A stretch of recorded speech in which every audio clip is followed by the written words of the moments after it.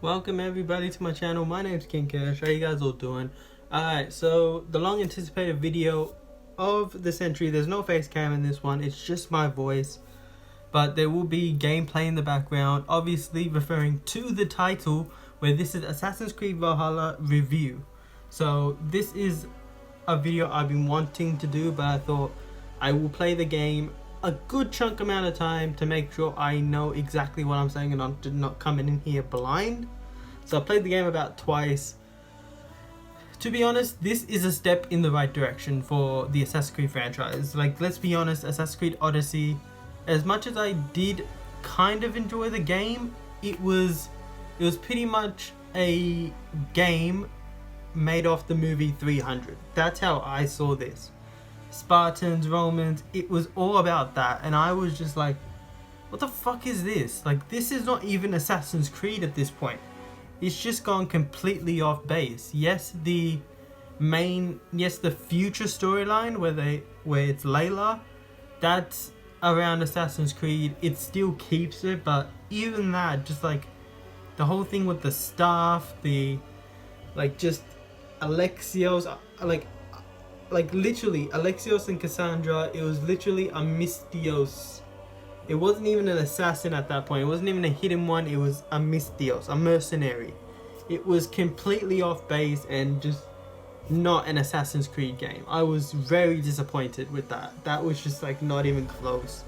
I did have my doubts when I heard that this was going to be a Viking experience. I had a lot of doubts when we heard about this game launch. Had a big doubt, but yo, what Ubisoft can make me eat my words and shove it up my ass, because this was a brilliant game. Brilliant. They associated Viking and Assassin so well, just like they did it with Assassin's Creed 4 Black Flag. They put two things like pirates and assassin, and it worked out perfectly together. Like, that is still one of the best games to this day. I think Assassin's Creed Black Flag is still one of the best games, and the way they associated Viking and assassins together, I felt like that was perfect. It was a little bit of each, but obviously it did focus more on the Viking side, which obviously it's a Viking game, we have to expect that, but they had hidden ones or assassins, whatever you want to call them, in there, and it was perfect. It was the right amount. I am going to be putting a spoiler warning up, because I am going to say a lot of things if no one's gotten the game or played it yet and they're just waiting on a bunch more reviews. This is the video. There's a bunch more reviews out there as well that have come out before mine, but yeah. And yeah, so spoiler warning, I'm gonna release some stuff here, so be careful. So they obviously had the Order of the Ancients, which are bounties you have to kill, which is just like the mercenary one, but kind of better. So this is the Order of the Ancients, where you have to assassinate each one individually, which would lead you to the main boss, who is the leader of the Order of the Ancients, which is perfect. That is literally Assassin's Creed. I like that feature perfectly. The Zealots, very fun. It is stupid that you cannot assassinate the Zealots, but I'd rather fight them as well. Like, I probably wouldn't even try to assassinate them. I just run up in front of them so they can see me and then start battling them. So I kind of see what they're going, you know. You need to beat them within honor. They want honor dying. They don't want to just die by getting stabbed in the back. They want to die with honor. That's what a Viking is. They want to die with honor. They want to die, go to Valhalla with honor. But it was a great way to put assassins into it. Obviously we didn't have two parts of the story, so they didn't have, you know, one part he's a Vikinger and, you know, he's got this hidden life where he's an assassin. That probably would have been cooler, but a lot harder to integrate into one. So it's still good what they did with Bazim and Hatham, bringing them in there. It was really good. It does add the hidden ones into it, and you can build your hidden ones bureau within your settlement, which is absolutely amazing. So I did like that, and you can collect codex pages from all the hidden ones bureaus dotted around the map. They're about, I think, 4 or 5 hidden one bureaus, I'm pretty sure. But when you go to each of them, you do find the hidden one's outfit. If you guys haven't got that, do get it. It looks sick.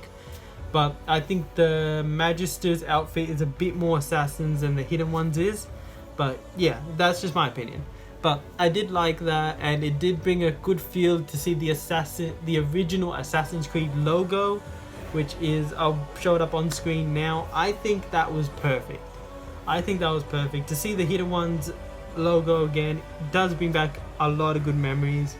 Obviously, we're never going to get back what it used to be, okay? We're never going to get back, you know, the whole thing where it was perfect, just like with the Ezio trilogy, Assassin's Creed 3, all those good ones. We're not going to get that. We're not going to get it. It's obvious. But this is a step in the right direction. Odyssey was one of the biggest letdowns. I've already spoken about that. They were in the right state of mind when they made Origins. Assassin's Creed Origins. I am going to be talking about Assassin's Creed Origins and Odyssey a lot within this video, because there's one that was a big letdown and there's one where it was a step in the right direction. Origins was a step in the right direction. Bayek of Siwa was literally such a good character. I don't know why they did not go with a sequel to this. They did have the Hidden Ones DLC and the Pharaoh's Curse DLC, which I have played both. Really good ones. If you haven't bought them yet or played it, do go buy it. It is a really good DLC. I wouldn't be saying this if I didn't think it wasn't. It's a very good DLC. I truly enjoyed the Hidden Ones DLC a lot. Even though it's a very small one, it was still very good. A lot of assassins in it, so it's good to feel that again. And the Pharaoh's Curse, an amazing DLC. I still play a bit of it to this day, because I still think this is a mad DLC. So I still play it coming down to this day. But also, that was a step in the right direction. I wish they would have made a sequel of this, just like they did with the whole Ezio one as well, how they made 3, like a trilogy of Ezio. I wish they did that with Bayek. It was absolutely amazing. But yeah, but they did take a lot of things from each Assassin's Creed and put it into Assassin's Creed Valhalla, and they took the stuff that we liked. So let's break it down. The one thing they bring in from Assassin's Creed Odyssey, obviously the whole, you know, separate armor pieces, everything like that, but they cut down the materials you need to build, to upgrade your armor or upgrade your weapon, because let's face it, the crazy amounts of material you needed in Odyssey, you could have obviously just built yourself a fucking tower. That's how much material you needed within Assassin's Creed Odyssey. Within Valhalla, it's more broken down. It is more easier, and thank God it's more easier, and it makes a lot more sense with the size of materials you needed within Valhalla. In Odyssey, it didn't make any sense. But also, the one thing they bring in that I really enjoyed, and I think you guys all enjoyed it as well, was the, I'm not sure what it was called, orichalcum or something like that. It was a currency that you can get within Odyssey, that you can go to this one place on the map, and where you can go and purchase amazing things that you can only buy in the Ubisoft store with Helix credits. You can get that within that place right there, and it was perfect. And that's exactly what they added within Assassin's Creed Valhalla, where you can go and purchase things that are only in the Helix credit stores, and you can buy it there just by doing a bunch of contracts with Reda. And the more contracts you do, the more opal you get, and you can purchase one. It's perfect. I honestly enjoyed that, and I enjoy doing these contracts. Obviously they're repetitive. I hope they do come up with different ones here and there, because it's getting quite a bit repetitive, which just makes it easier, I guess, to get these done. And they did that. They took Assassin's Creed Origins Reda, which obviously we all loved Reda, which within Assassin's Creed Origins, where you do his contracts, and when you come back to him, he gives you a weapon or an armor set or a shield, whatever it is. He gives you a legendary or epic one, and it was absolutely amazing. But obviously that doesn't work with, they took Reda and bring him into Assassin's Creed Valhalla, which I don't know how this kid's still alive, but he's alive. I think he's like 1 billion years old now, and he still looks young. And they added him in perfectly.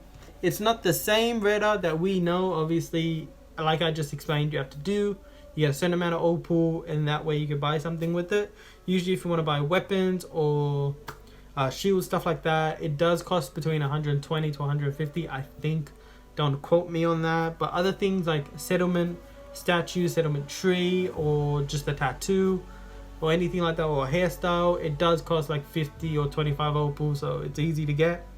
But yeah, stuff like that, which is absolutely amazing. It's amazing, and I truly do love it. They did add in a lot of weapons. I'm not going to go into that because it's just like, it's too much. If you want to go check out someone that does all this stuff, go check out Jaw Raptor. His channel will be linked in the description below. Go check him out. He's mad. I watch all his videos to literally like catch up on either new outfits coming out in the game, updates, stuff like that, just to keep myself up to date with this game, because I do love this game a lot. And yeah, so just with that, we'll jump onto another thing here, which the settlement. The settlement is perfect, absolutely perfect. I think building your own settlement, all sorts of things like that, I think this is great. I think this is great. I like this. I like games where you can build up your own settlement, you know, get into relations with people. You can custom your own crew to make it your own. You can put outfits on your Jom's Viking, which is your leader of your raiding. I've got mine. She looks sick, fam. She looks peng. I do the shit out of her. She looks peng. And yeah, I'm going way off track here, fam. Yeah, and that is obviously like one of the best things about it. Building up your own settlement, and yeah, you can get into relationships with certain people. I did say spoiler, so you can get into ones with Petra, you can get into one with the bread making dude, and you can also get into one with Ramvi. It's quite fun when during the storyline when you're with Ramvi, it's quite fun. It's really funny. But yeah, I obviously do enjoy doing that. It's a lot of fun.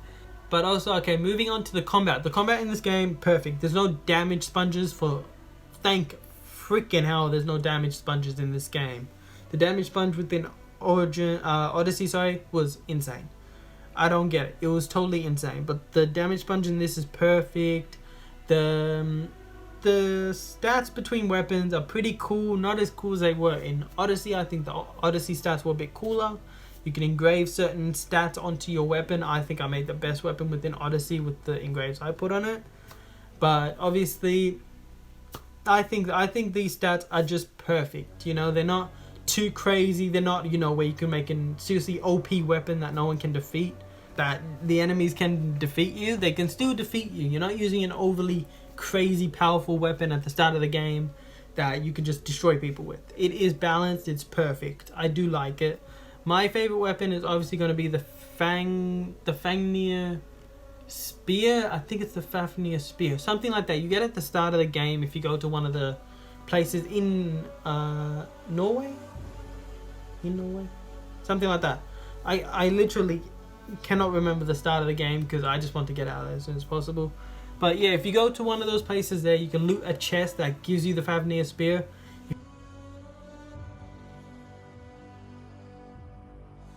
If you do able to get it at the start of the game, do use that and upgrade it to the mythic version. It's so good. I still use it even later on in the game because it's honestly such a great weapon. I don't know why you'd want to stop using it. And obviously you got all the other mythics in the game, like the Gungnir Spear, which is obviously best weapon in the game. I don't think, like, out of all the super mythic weapons, including the Excalibur Sword, the Gungnir Spear, and Thor's Hammer, I think the Gungnir Spear is the best out of all three of them. Obviously, Thor's Hammer and the Gungnir Spear you get close to the end of the game. But the Excalibur Sword you can get very early in the game. You just gotta be very good at combat, or just switch your combat to easy and take out the zealots that hold tablets towards it, and you can get yourself the Excalibur Sword easy from there. And the new thing that they added in was the skill points to level up. I think this was great. This was obviously very great. I'm not going to say it was the best. I do not remember how I think the Odyssey one was, and Origins were more level based. You have to be a certain level in order to do a certain mission, which means you were constantly grinding missions. It was a tough grind, where here, you know, the skill points and everything, it comes very easily, which was, thank God, so good. And it was perfect with the skill points, and you get certain abilities within going through skill points. You get certain skills that you can learn, or you can get certain skills that get equipped to you, and it's good. It's really good. I do like that, and I think it was a perfect addition to it, not leveling up and stuff like that. Alright, next thing was the missions. Oh my god, the missions. And I'm not talking about main story missions, I am talking about side quest missions. Perfect. When this one, these are perfect. These take about 20 to 30 seconds. In Valhalla, they take about 20 to 30 seconds to do the mission, and it's done. And they're perfect, and you don't know what it is. You don't know what you're getting yourself into when you see the blue marker. You don't know what kind of mission it's going to be, which is perfect. It makes you want to explore the map. It makes you want to see new things and try out these new missions, which I think is perfect. It's not just a repetitive thing.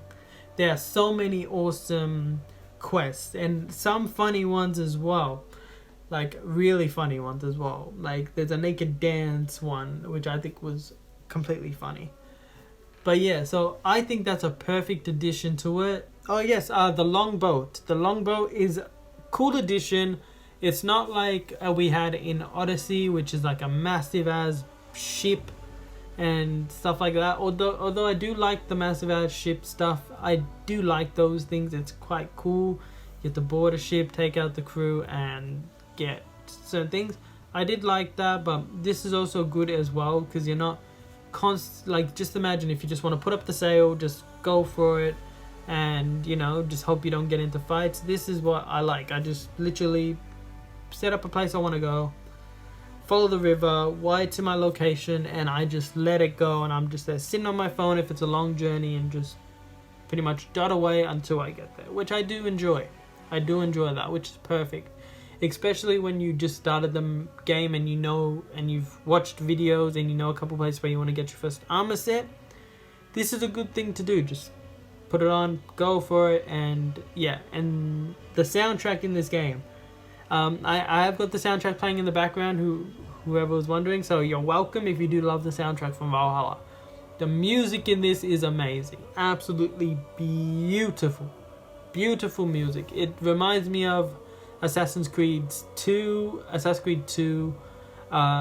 instrumental in that. It reminds me of that. It's beautiful. I do like this. You can hear it as you're running around in the game, and I think this is perfect. It's perfect. It suits it well. Okay, now the biggest thing to come out of this game, the storyline, the talking in the game, stuff like that. That was where I feel like Odyssey was trashed in, but Valhalla did well. There's some things in there that don't make sense.